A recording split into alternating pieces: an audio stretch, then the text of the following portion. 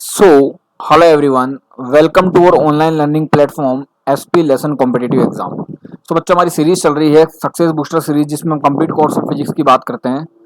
तो आज जो हमारा चैप्टर है जिसका लास्ट टॉपिक है फ्रिक्शन। फ्रिक्शन के कुछ प्रोफाइल बाकी रह गए थे। तो अगर आप इस चैनल पर नए हैं तो प्लीज़ लाइक सब्सक्राइब और शेयर करें, और पुराने हैं तो लाइक और शेयर करना ही है। तो बच्चों हमने एनएलएम पढ़ लिया, आज फ्रिक्शन कंप्लीट हो जाएगा। रोटेशनल मोशन और वर्क एनर्जी पावर हमने 4 चैप्टर कर चुके हैं, बाकी पूरा फिजिक्स का चैप्टर करने ही बाकी है।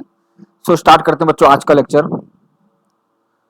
तो a body slides on a smooth wedge of angle theta and its time of descent is t. बच्चों ये जो वेज है ये स्मूथ है बच्चों, इस पर कोई भी फ्रिक्शन नहीं है, और ये टी टाइम पर यहाँ से नीचे आती है। अगर यही रफ हो बच्चों तो इसको नीचे आने में कितना टाइम लगता है? एन टी लगता है, मतलब n times of t. If the same wedge made rough then the time taken by it to come down becomes n times more, मतलब एन टी टाइम लगता है इसको। तो the length of the path in both cases are same, तो इसमें भी S distance travel करके आ रहा है, इसमें भी एस डिस्टेंस ट्रेवल करके आ रहा है।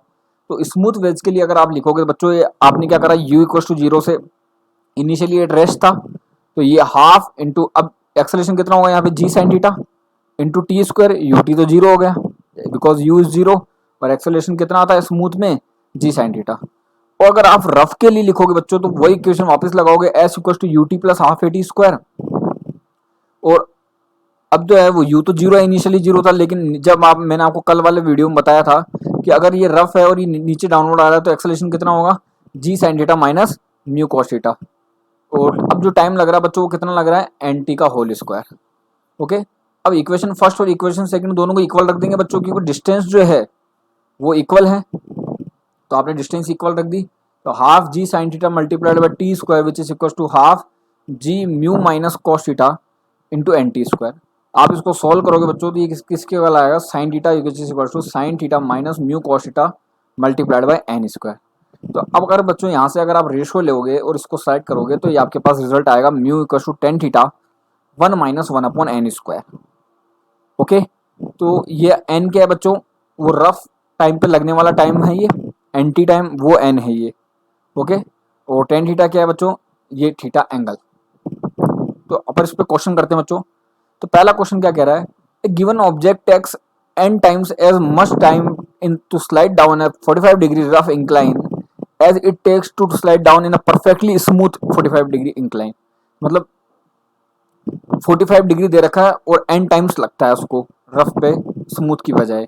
तो कोफिशिएंट ऑफ काइनेटिक फ्रिक्शन आपको बताना है कितना होगा बच्चों। डायरेक्ट फॉर्मूला लगाओगे mu equal to tan theta one minus one upon n square, जैसा कि हमने यहाँ निकाला।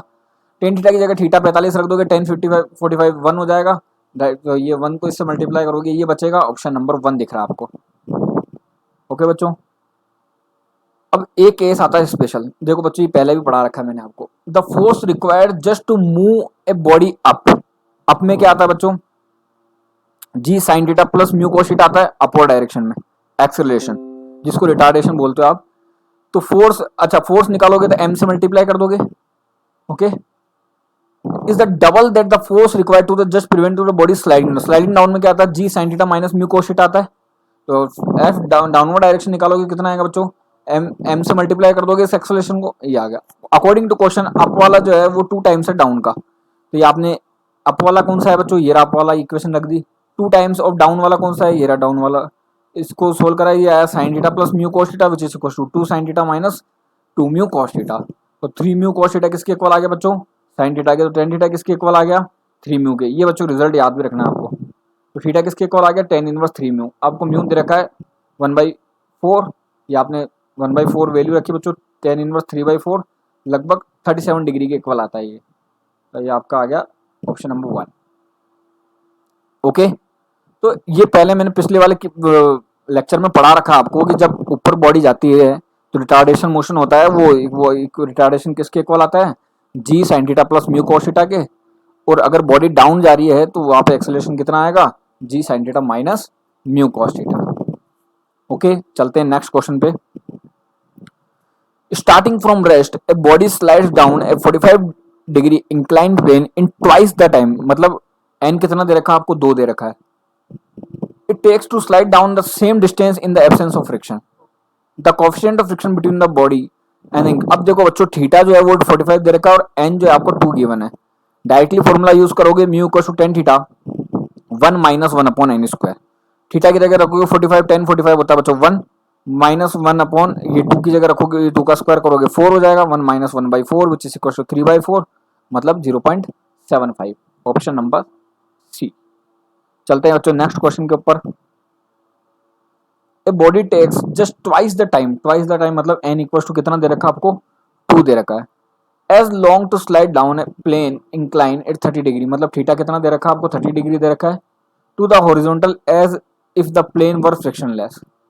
Okay, the coefficient of friction between the body and the plane is. अच्छा बच्चों वापस वही फॉर्मूला लगाओगे, mu equal to tan theta 1 minus 1 upon n square.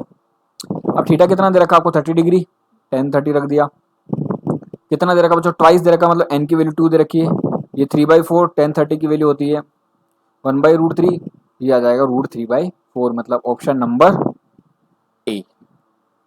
चलते हैं बच्चों नेक्स्ट क्वेश्चन के ऊपर।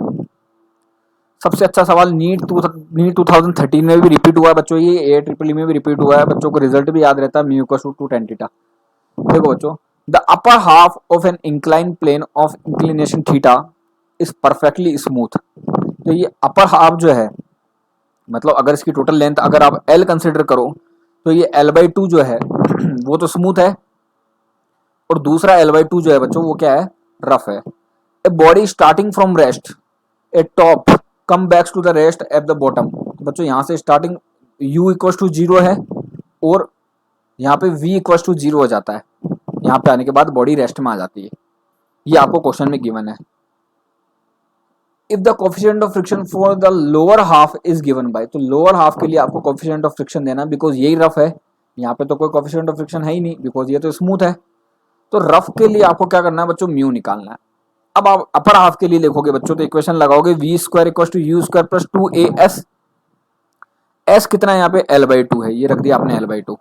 अच्छा जब स्मूथ होता है तो आपको पता है एक्सेलरेशन कितना आता है g sin थीटा आता है, तो u स्क्वायर हो गया 0 बिकॉज स्टार्टिंग फ्रॉम रेस्ट आपको क्वेश्चन में गिवन है, तो ये u स्क्वायर 0 हो गया, यहाँ पे आ गया 2 a की जगह रख दिया g sin थीटा, यहाँ पे रख दिया L/2 तो ये आ गया gl sin theta. Lower half के लिए देखोगे तो बॉडी रेस्ट में आ गई, इसका मतलब फाइनल वेलोसिटी 0 हो गया which is equal to u square plus. अब अच्छा आपको पता है जब बच्चों डाउनवर्ड डायरेक्शन में आता है तो एक्सेलरेशन कितना होता है g sin theta minus mu cos theta multiplied by length कितना है L/2। ओके, अगर अब बच्चों अब इन दोनों को आप सोल्व करोगे तो आपके पास आएगा minus gl sin theta which is equal to gl sin theta minus mu cos theta. अगर आप इसको फिर फर्दर सोल्व करोगे तो म्यू कोस थीटा किसके इक्वल आएगा 2 sin थीटा के, और आप देखोगे mu equal to 2 tan theta आएगा। इसकी एक ट्रिक भी है बच्चों जो लास्ट में जाते टाइम मैं आपको बताऊंगा इसी लेक्चर में। ओके, फिर नेक्स्ट क्वेश्चन आता है बच्चों, a 2 kg mass starts from rest on an incline smooth surface, smooth दे रखा है जिसकी लेंथ कितनी दे रखी है 2 kg मास है 30 डिग्री है, लेंथ कितनी दे रखी है बच्चों 2 मीटर दे रखी है स्मूथ वाले की, ये आपको क्वेश्चन में गिवन है। How much will it travel before coming to rest on a friction surface with friction coefficient दे रखा है, ये रफ है, ये एस डिस्टेंस आपको निकालनी कितनी डिस्टेंस ये कवर करेगा, और इसका जो फ्रिक्शन कोएफिशिएंट दे रखा है वो दे रखा है 0.25 या 1/4। सबसे पहले बच्चों आपको मैंने बताया था कि यहाँ पे जो एस निकालोगे वो कितना आएगा v square divided by 2 mu g. Okay, लेकिन यहाँ पे आपको v चाहिए तो v के लिए आप फिर इक्वेशन लगाओगे v square equal to u square plus 2as because it is starting from rest, u कितना हो गया 0 हो गया, 0 का स्क्वायर करोगे 0 आएगा, मल्टीप्लाई बाय 2a कितना आता है बच्चों स्मूथ प्लेन पे g sin थीटा, थीटा दे रखा है आपको 30 डिग्री, ये हो गया g/2। s कितना हो गया बच्चों 2 मीटर आपको गिवन है, तो ये g/2 से ये 2 से 2 कट गया तो ये कितना आ गया बच्चों √20 आ गया। अब s इक्वल टू क्या रखोगे बच्चों v square divided by 2 mu g. Okay, तो u यहाँ पे इस 20 का √20 का स्क्वायर करूंगा तो 20 आ जाएगा, 2 मल्टीप्लाइड बाय म्यू दे रखा है 1/4 इंटू 10, ये आपके पास आ जाएगा 4 मीटर, मतलब ऑप्शन नंबर ए। ये बच्चों आपको मैंने पिछले लेक्चर में भी पढ़ा रखा है कि s इक्वल टू जो होता है वो किसके इक्वल होता है v square divided by 2 mu g, जो स्टॉपिंग डिस्टेंस का फॉर्मूला पढ़ाया था। बस आपको यहाँ पे एक ही कंसेप्ट नया जुड़ा है कि स्मूथ वाले प्लेन से आपको क्या निकालना था, वेलोसिटी निकालनी थी, और उसी वेलोसिटी की जो वैल्यू है वो आपको इस फॉर्मूले में पुट करनी थी और आंसर निकालना था।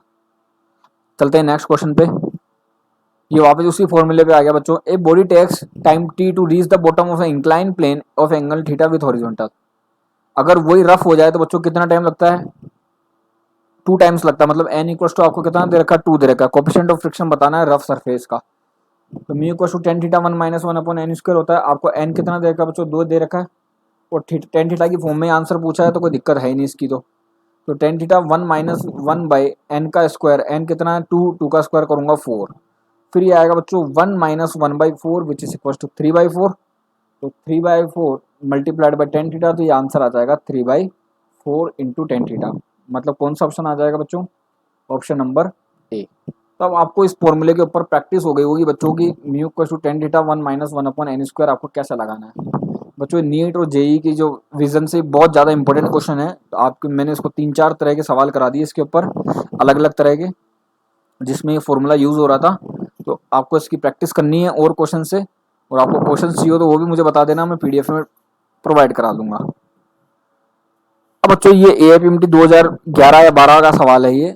देखो ये क्या कह रहा है कि find the minimum force applied on the cart so that the small block small m remains stationary with respect to cart. ये चिपकावर है बच्चों, ओके। इसके लिए आपको बताना है इस मिनिमम फोर्स एफ की वैल्यू क्या होगी, ओके। अब बच्चों देखो यहाँ पे अगर बॉडी एक्सेलरेटेड है तो यहाँ पे सूडो फोर्स का कंसेप्ट काम में आएगा। मैंने आपको एनएलएम वाले चैप्टर में पहले ही पढ़ा रखा है सूडो फोर्स का कंसेप्ट क्या होता है। तो when a cart moves with some acceleration towards the right side then a pseudo force m acts on the block towards left. मैंने बताया था ये हमेशा अप्लाइड फोर्स की अपोजिट डायरेक्शन में लगता है, ओके बच्चों। तो यहाँ पे ये नॉर्मल रिएक्शन हो गया इसका, यहाँ पे ये सूडो फोर्स हो गया, ओके। ये एफ हो गया और ये क्या हो गया बच्चों, एम जी हो गया इस ब्लॉक का weight. So now block will remain static with respect to cart if friction force जो है बच्चों, फ्रिक्शन फोर्स मतलब mu into normal reaction which is greater than equals to, अगर एम जी हुआ, अगर फ्रिक्शन फोर्स, ये friction force अगर greater than और इक्वल्स टू एम जी हुआ बच्चों, ये इसको रोक के रखने वाला, ये रोक के रखने वाला अगर इससे ज्यादा हुआ तो ये नहीं गिरेगा, ओके। अच्छा अब नॉर्मल रिएक्शन जो है बच्चों वो किसके इक्वल है, यहाँ पे देखो नॉर्मल रिएक्शन जो है, नॉर्मल रिएक्शन एम ए के इक्वल है, सूडो फोर्स के इक्वल है। तो ये आर की जगह आपने क्या रख दिया बच्चों, एम ए रख दिया which is greater than equals to M g, okay. अब एम से एम आप काट दोगे बच्चों, तो ए किसके इक्वल आ जाएगा, is greater than g by mu. तो ए की मिनिमम वैल्यू क्या हो गई बच्चों, जी बाई म्यू हो गई, ओके। अब आपके पास एक्सेलरेशन आ गया, अब आप फोर्स आसानी से निकाल सकते हो। फोर्स क्या होता है, total mass into acceleration. Total mass क्या बच्चों, कार्ट का मास दे रखा है आपको कैपिटल एम, और इस ब्लॉक का मास दे रखा है small m into a minimum. अब गिरेगा नहीं तो दोनों साथ चलेंगे, तभी दोनों का मास आपने विल टुगेदर लिया है, ए मिनिमम की। तो आपके पास टोटल मिनिमम फोर्स कितना आ गया, capital m plus small m multiplied by mu, okay बच्चों। तो ये एक्चुअली में सूडो फोर्स का केस है। आप देख सकते हो कि अगर बॉडी पर अप्लाइड, बॉडी एक्सेलरेटेड है तो इसकी अपोजिट डायरेक्शन में यहाँ पे सूडो फोर्स लगेगा, और अगर ये फ्रिक्शन फोर्स इस वेट के से ज़्यादा या इक्वल हो जाए तो ये बॉडी कहीं नहीं जाएगी, ये इसके साथ ही चलेगी, ये ब्लॉक इससे चिपका हुआ रहेगा बच्चों। तो ये क्वेश्चन था, और एएपीएमटी में जो सवाल पूछा था वो ये था, ए मिनिमम किसके इक्वल आएगा, जी बाई म्यू के। तो आपको रटना नहीं है, आपको सिर्फ कंसेप्ट आना चाहिए बच्चों कि आप कैसे निकालते हो सूडो फोर्स को, फ्रिक्शन में कैसे अप्लाई करोगे, वो सबसे मेन चीज़ है। चलते हैं नेक्स्ट कंसेप्ट के ऊपर। अच्छा अच्छा बच्चों ये रोटर वाला कंसेप्ट है, इसमें थोड़ा सा सर्कुलर मोशन काम में आएगा।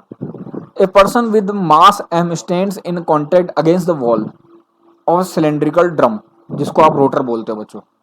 सिलेंड्रिकल ड्रम को हम रोटर बोलते हैं। ये एम्स में आया हुआ सवाल है बच्चों, 2015 में आप देख लेना किसी भी कंपटीशन की शीट उठा के, एलन आकाश, उसमें आपको एलन 2015 में एम्स में मिल जाएगा ये सवाल, ओके। तो the coefficient of friction between the wall and the clothing is mu. तो यहाँ पे जो फ्रिक्शन कोफिशिएंट दे रखा है इसके क्लॉथिंग में और इसकी जो वॉल है उसके बीच में आपको फ्रिक्शन कोफिशिएंट दे रखा है mu. Find the minimum value of omega minimum. ये ओमेगा मिनिमम की वैल्यू क्या होगी जिससे इसको अगर घुमाऊं मैं या इसको रोटेट कराऊं, so the revision remains stationary. तो ये पर्सन जो है बच्चों ये क्या रहे, स्टेशनरी रहे इसके ऊपर, ओके। तो इस एक्सिस के रेस्पेक्ट में बच्चों, इस एक्सिस के रेस्पेक्ट में रोटर घूम रहा है, ओके। ये आपको ओमेगा मिनिमम फाइंड आउट करना है। So if rotor starts rotating about its axis the person thrown away. अब बच्चों यहाँ पे एक सेंट्रीपिटल फोर्स लगेगा यहाँ पे, ओके। अगर ये घूमेगा तो सोचो ये इसको बाहर फेंकने की कोशिश करेगा बच्चों, ओके। आप भी देखो किसी ऐसे सर्कुलर लिफ्ट है जो ओमेगा से घूम रही है, आप उसमें कोई भी पार्टिकल रख दो तो वो क्या करेगा, उसके ऊपर उसको बाहर की तरफ धकेलेगा उसको। Then the person thrown away from the centre due to centrifugal force at a particular speed omega. तो इसके ऊपर एक सेंट्रीफ्यूगल फोर्स लगेगा, सेंट्रीफ्यूगल फोर्स जो होगा बच्चों क्या होगा, इस तरफ होगा और वो इसको बाहर की तरफ धकेलने की कोशिश करेगा। Okay, the person stuck to the wall even the floor is removed. अब बच्चों अगर ये फ्लोर आप हटा दो तो भी ये जो पर्सन है ये इसे चिपक जाएगा बच्चों, because friction force balance its weight in this condition. तो इसके वेट को कौन बैलेंस कर रहा है, इसके वेट को बैलेंस कर रहा है ये फ्रिक्शन फोर्स। ओके, तो friction force which is equal to क्या होगा बच्चों, weight of the person.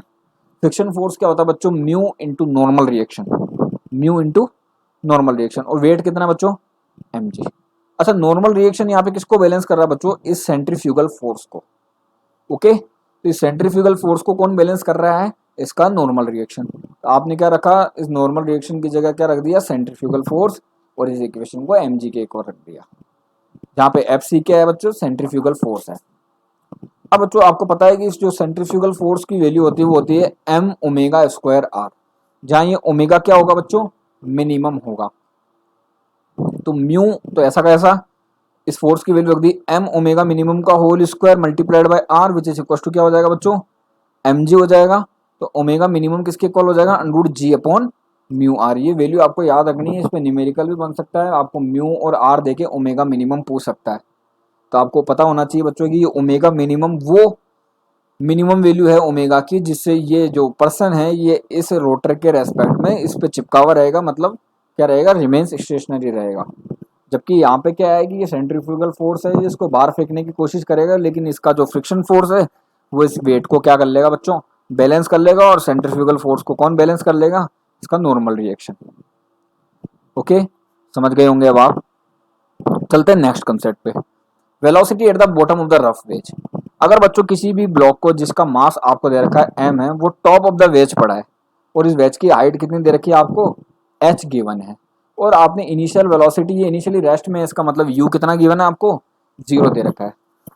Start moving downward on rough incline plane. Rough incline plane मतलब यहाँ का जो फ्रिक्शन और कॉफिशिएंट है वो कितना दे रखा है आपको, रफ है बच्चों ये।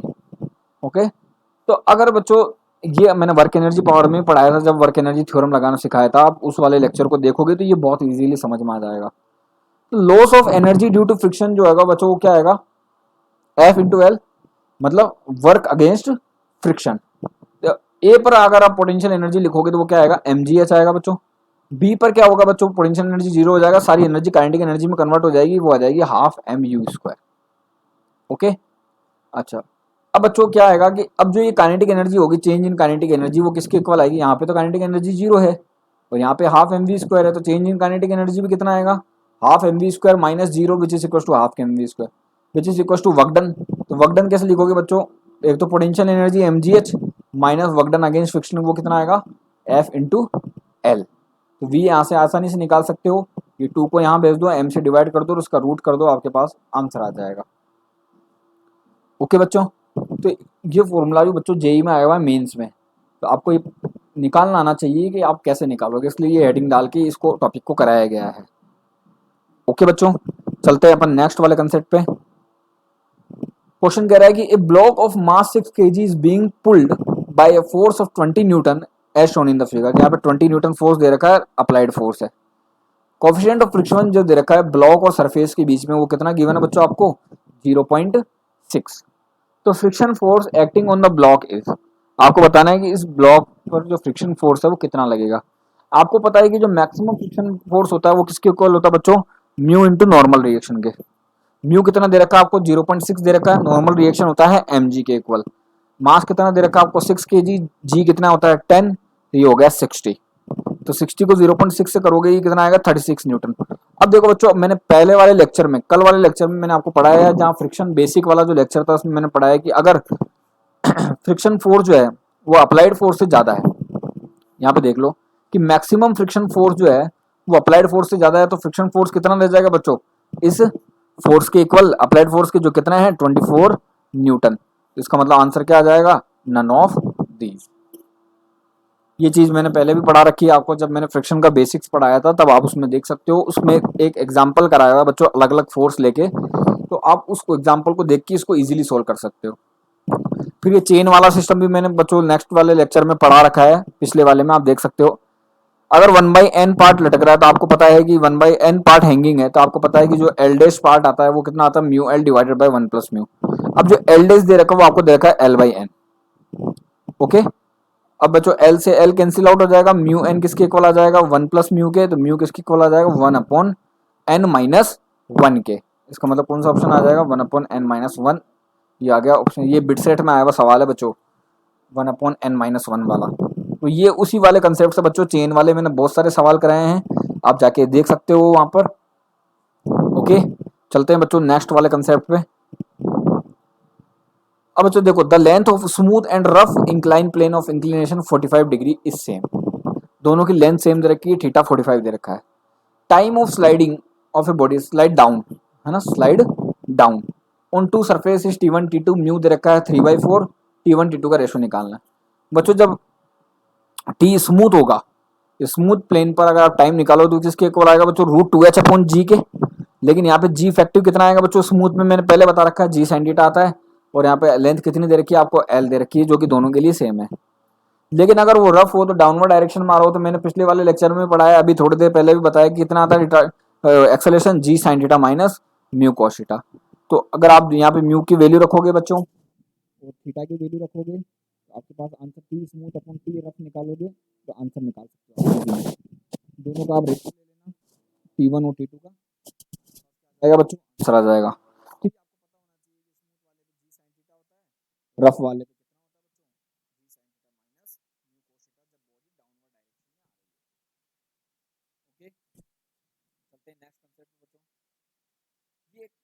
मैंने जो पिछला वाला सवाल कराया था बच्चों, इससे भी कर सकते हो। देखो कह रहा है कि body is push down with velocity u from the top of an incline plane of length l।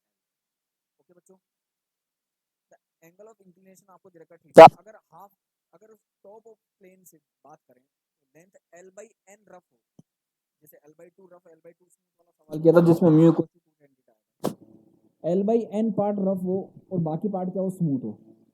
Okay, if the body reaches to the bottom of the plane with a u velocity equal to the initial velocity u, मतलब जिस velocity से आपने उसको downward direction में दिया है उतना ही velocity उसका फाइनल है। then the value of coefficient of friction of the rough plane is mu equal to n tan theta। Okay बच्चों, n tan theta है। अभी सवाल को देखो, एक ट्रिक में हो जाएगा बच्चों ये वाला सवाल। अच्छा, n कितना दे रखा है, हाफ, अपर हाफ जो है बच्चों वो स्मूथ है और लोअर हाफ जो है वो रफ है। तो मतलब ये L/n रखोगे तो n कितना हो गया, 2 हो गया, तो म्यू कितने इक्वल आता है, n tan थीटा के। n की वैल्यू क्या हो गई, 2, तो डायरेक्ट आंसर आ जाएगा 2 tan थीटा। ये ट्रिक याद रखनी है आपको। ओके बच्चों, तो ये ट्रिक आपको क्या करनी है, याद रखनी है। अब बच्चों ये तो वो बात हुई जब जब ऊपर वाला जो था रफ और स्मूथ वाला, और अगर टॉप सरफेस स्मूथ और बाकी पार्ट रफ हो तो आपको म्यू निकालने के लिए ये फॉर्मूला यूज करना है। म्यू को equal to tan theta n-2 divided by n-1। Okay बच्चों, चलते हैं नेक्स्ट वाले कंसेप्ट पे। Pulling is easier than pushing. पता है बच्चों, पुल करना ज़्यादा इजी है बजाय पुश करने की। आप इसको इससे भी सोल्व कर सकते हो, फ्रिक्शन से। इन केस ऑफ पुलिंग बच्चों, पुल करोगे तो इसको थीटा एंगल पर आपने फोर्स अप्लाई किया तो ये बेस जहाँ कोस, ये एफ कोस थीटा हो गया, ये एफ साइन थीटा हो गया, ये नॉर्मल रिएक्शन हो गया, ये वेट जो एम जी की इक्वल हो गया, ये फ्रिक्शन फोर्स हो गया। सब मैंने आपको बता रखा है कैसे कंपोनेंट करते हैं। ओके, आपने रिजोल्व कर लिया F cos theta F sine theta. अब बच्चों एक चीज़ सोचो, normal reaction plus F sine theta W के इक्वल आ गए, तो नॉर्मल रिएक्शन किसके इक्वल आ जाएगा, W minus F sine theta के, ये आ गया नॉर्मल रिएक्शन। अब नॉर्मल रिएक्शन आ गया तो आप फ्रिक्शन फोर्स निकाल सकते हो, एफ के equal to mu k into N. Normal reaction कितना निकाला, W minus F sine theta, ये एफ के आ गया आपके पास। दूसरी पोजीशन में ये वाला एग्जांपल भी मैंने करा रखा है आपको। अच्छा, ये एफ ऐसे है बच्चों, तो ये एफ कोस थीटा हो गया जहाँ बेस वहाँ कोस, ये एफ साइन थीटा हो गया जहाँ परपेंडिकुलर वहाँ साइन। ओके, तो अब W plus F sine theta वो किसके इक्वल हो गया बच्चों, नॉर्मल रिएक्शन के। तो W plus F sine theta किसके इक्वल हो गया बच्चों, नॉर्मल रिएक्शन के। ओके, तो अब यहाँ पे जो एफ के डैश लिखोगे वो किसके लिखोगे, mu k into N dash. N dash की वैल्यू क्या है बच्चों यहाँ पे नॉर्मल रिएक्शन की, W plus F sine theta. अब बच्चों बताओ एफ के डेज जो है वो एफ के से ज़्यादा है, इसका मतलब यहाँ पे जो the opposing frictional force is more then in the case of push. Okay, तो पुशिंग में जो है वो frictional force, opposing frictional force ज़्यादा है बजाय पुलिंग के, तो पुलिंग जो है वो ईजी है बजाय पुशिंग के। ओके, चलते हैं बच्चों नेक्स्ट वाले कंसेप्ट पर। A block of mass M rest on a rough horizontal surface as shown in the figure. A और बी रफ हॉरिजॉन्टल सरफेस है बच्चों। Coefficient of friction between the block and the surface is mu, ये भी दिया हुआ है। A force which is equal to M G acting an angle theta with the vertical side, ये vertical side से दे रखा है बच्चों। Find the condition of for which block will moving along the surface. पहले वाले केस में देखो बच्चों, फॉर ए के लिए ये F equal to M G लगाया बच्चों, तो यहाँ पे ये F equal to M G लगाया, तो ये जहाँ बेस वहाँ कोस हो गया एम जी कोस थीटा, ये कितना हो गया एम जी साइन थीटा। ये नॉर्मल रिएक्शन हो गया अपर डायरेक्शन में, इसका वेट हो गया डाउनवर्ड डायरेक्शन में एम जी, और ये फ्रिक्शन फोर्स हो गया म्यू इंटू नॉर्मल रिएक्शन। ये सारे आपको कंपोनेंट करने आते हैं। ओके, तो नॉर्मल रिएक्शन किसके इक्वल आ जाएगा बच्चों, नॉर्मल रिएक्शन आ जाएगा M G downward direction, N plus M G cos theta जो होगा वो एम जी के इक्वल हो जाएगा, N plus M G cos theta. तो एम जी कोस थीटा को इधर भेजेंगे, नॉर्मल रिएक्शन कितना आ जाएगा M G minus M G cos theta. Friction force किसके इक्वल होता है mu into normal reaction, mu mu mu ही है, नॉर्मल रिएक्शन की वैल्यू रख दी M G minus M G cos theta. Now block can be pulled when horizontal component of force is greater than equal to friction force, ये आपको पहले ही बता रखा है। तो हॉरिजॉन्टल कंपोनेंट कितना है एम जी साइन थीटा, अगर इस फ्रिक्शन फोर्स से ज्यादा या इक्वल है तो ब्लॉक चलने लग जाएगा। ओके बच्चों, तो यहाँ पे 2 sine theta by 2 cos theta by 2 which is greater than equal to क्या हो जाएगा बच्चों mu 1 minus cos theta. 1 minus cos theta किसके इक्वल होता है बच्चों 2 साइन स्क्वायर थीटा बाई 2 के, यहाँ पे वैल्यू रख दी, तो इसका मतलब म्यू जो है वो या कोट थीटा बाई 2 जो है वो ग्रेटर देन इक्वल टू क्या होना चाहिए म्यू के होना चाहिए। जस्ट इसका अपोजिट केस देखोगे, इस वाले में ये फोर्स ऐसे लगा रहे हो आप, ये फोर्स ऐसे है, तो बच्चों ये जहाँ बेस वहाँ कोस, तो ये एम जी कॉस थीटा हो गया, ये एम जी साइन थीटा हो गया पुलिंग फोर्स।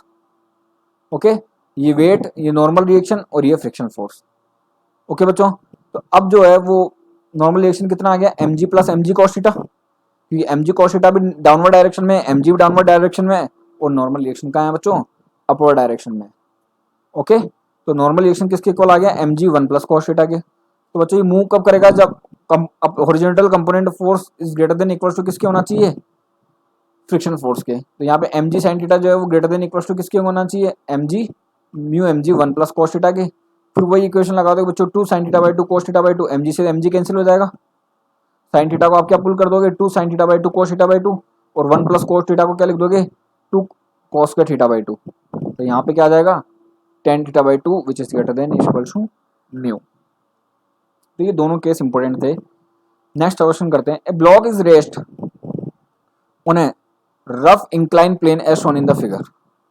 ए हॉरिजॉन्टल फोर्स लगा रहे बच्चों, F is applied to it, find the force of normal reaction निकालना है। Can the force of friction be zero, if yes when, and assuming the friction force is not zero find the magnitude and direction of the limiting value। ये लगाना बच्चों। अब देखो इसके आप अगर आप कंपोनेंट करोगे बच्चों, तो ये आपने अप्लाइड फोर्स लगाया और ये थीटा है, तो ये जहाँ बेस वहाँ कोस एफ कोस थीटा हो गया, ये थीटा है तो बच्चों ये भी थीटा होगा, और ये क्या हो जाएगा F sine theta perpendicular component. अब बच्चों ये एम जी हो गया इसका, और ये थीटा है तो ये भी थीटा होगा बच्चों, तो ये क्या हो जाएगा M G sine theta perpendicular component, और जहाँ बेस वहाँ कोस मतलब ये एम जी कॉस थीटा हो गया, जो नॉर्मल रिएक्शन को बैलेंस करेगा। ओके बच्चों, तो इसका मतलब ये सारे कंपोनेंट एक्स डायरेक्शन में हो गए और ये सारे कंपोनेंट वाई डायरेक्शन में हो गए। तो अगर समीशन एफ वाई जीरो रखोगे तो देखो बच्चों नॉर्मल रिएक्शन किसके इक्वल आ जाएगा वाई डायरेक्शन में, डाउनवर्ड डायरेक्शन में है F E sine theta, F sine theta और M G cos theta. Upper direction में नॉर्मल रिएक्शन किसके इक्वल हो गया, नॉर्मल रिएक्शन इक्वल हो गया एफ साइन थीटा के और एम जी कॉस थीटा के, ये आ गया। अगर समीशन एफ एक्स जीरो करोगे, एफ एक्स में देखो बच्चों क्या है, एफ एक्स में एक तो एफ कोस थीटा है और एक एम जी साइन थीटा है, दोनों इक्वल हो जाएंगे, तो F cos theta M G sine theta, तो एफ कितना आ जाएगा बच्चों एम जी टेन थीटा। ये पहले का आंसर आ गया, ये दूसरे का आंसर आ गया। तीसरा कह रहा है लिमिटिंग फ्रिक्शन निकालना है, वो कितने किसके इक्वल होता है म्यू इंटू नॉर्मल रिएक्शन किसके इक्वल है M G cos theta plus F sine theta के, यहाँ पे वैल्यू रख दी M G cos theta plus F sine theta, ये आपके पास आ गया लिमिटिंग फ्रिक्शन। ओके बच्चों, it acts down to the plane if body has tendency to slide up. अगर ये बच्चों टेंडेंसी इसकी अप डायरेक्शन में रहेगी तो ये डाउनवर्ड डायरेक्शन में लग जाएगा। If body has tendency to slide down, तो डाउन में रहेगी तो अप में लगेगा, अप में रहेगी तो डाउन में लगेगा। वो उसकी टेंडेंसी रहेगी किसकी बच्चों, लिमिटिंग फ्रिक्शन की। क्योंकि आपको पता है कि जो लिमिटिंग फ्रिक्शन होता है या कोई भी फ्रिक्शन होता है वो मोशन ऑफ टेंडेंसी को क्या करता है, अपोज करता है, रिलेटिव मोशन ऑफ टेंडेंसी को। सो बच्चों हमारा फ्रिक्शन वाला चैप्टर हो गया कंप्लीटली फिनिश। इसमें लगभग हमने सारे केस कर लिए हैं। ओके, और भी किसी चैप्टर या ट्रिक्स चाहिए हो तो बच्चों मुझे कमेंट बॉक्स में बताइएगा, और अपन नेक्स्ट चैप्टर कल स्टार्ट करेंगे, देखते हैं कौन सा स्टार्ट करते हैं। तो please stay on the comment box, stay tuned रहिए, लाइक सब्सक्राइब कीजिए बच्चों। Okay, support to the teacher channel. So good bye.